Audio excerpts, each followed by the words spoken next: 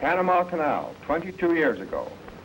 First, we go to the bottom of things and find ourselves sidetracked on the floor of the world-famous Gaillard Cut, which perhaps is more familiar to you under the name of Culebra Cut. Now we are traveling along some of the 160 miles of track that were laid down on the bottom of the canal, track that constantly had to be shifted as the shovels dug away at Mother Earth. Right at this spot in the picture, modern Grace liners float on a watery bridge that rises 45 feet from where these rails are. In the distance now, the lines of tracks are to be seen, and also one gets an idea of the width of the canal. Originally specified to be 200 feet in width at the bottom, President Roosevelt, TR that was, ordered the dimensions changed to 300 feet, costing the United States an extra $13 million, and well worth it. Local and white labor were employed in the building of the canal, the white labor being called the gold standard, the native labor the rest. Here's one of the native signalmen. The government kept one of these men, flag in hand, at every switch in Culebra Cut. It had to, for every minute and a half during the peak of activity in Culebra, a train loaded with dirt rumbled on its way to Gatun Dam and Locks. And despite that, it was almost impossible to keep enough empty cars on hand to tax the capacity of the 101 steam shovels used. We don't want to bore you with figures, but in passing we might mention that the government used over 300 locomotives and over 4,000 cars of rolling stock in this work. Now we are approaching the most famous part of the Culebra Cut. First, a full view of the cut, showing something of its depth, with the steam shovels biting away at it and each chewing off as high as 7 cubic yards at a bite. These particular shovels are working on the famous cucaracha slide. Cucaracha in Spanish means cockroach, and this slide was particularly annoying and disturbing.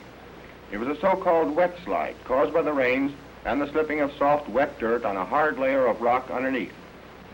The cucaracha in October 1907 slid right across the bottom of the cut, buried 2 shovels, and for 10 days moved an average of 14 feet every 24 hours.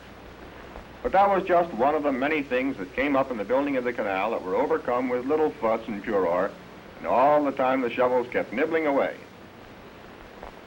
This is one of the locomotives used to haul the dirt trains.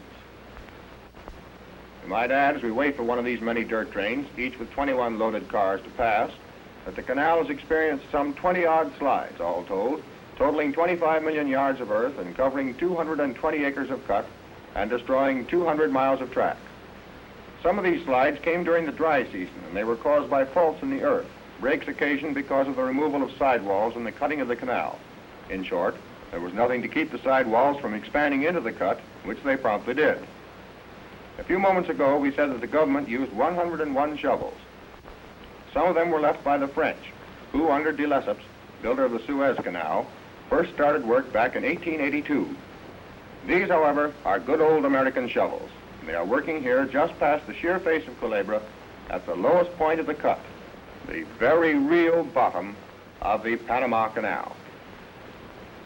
The loading of the empty dirt trains is done very quickly with those big dippers, and don't worry, the shovels always dig themselves out. These objects are some of the 553 rock drills that were used for setting the dynamite shots.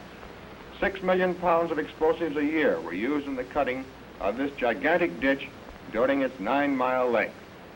That would make a real Chinese New Year's party, wouldn't it? In the distance now are to be seen 2 famous spots. On the left is Gold Hill, and on the right, Contractor's Hill. It is said that it was from the top of Gold Hill that Balboa first saw the Pacific Ocean, but that was a long time ago, and, well, you know how people will talk. At each end of that suspension bridge, around 1910 and 12, there were a couple of sizable little communities, contractors' camps they were. But with the completion of the work, they were demolished and not a vestige remains of their presence. This looks like a desert stream in early spring, but it's really the first water ever to enter the Panama Canal proper, finding its way into it from the Chagres River. The Chagres Basin is now filled by Gatun Lake, formed by the man-made, low-lying Gatun Dam at the Atlantic end of the canal. And once again we view the face of Culebra Cut, showing how it looked back there in 1912 at its highest point. They took 37 million cubic yards of dirt out of Culebra, and the cost, well, it's difficult to get actual figures, but the entire canal had an estimated cost of some $375 million. Yes, we know that all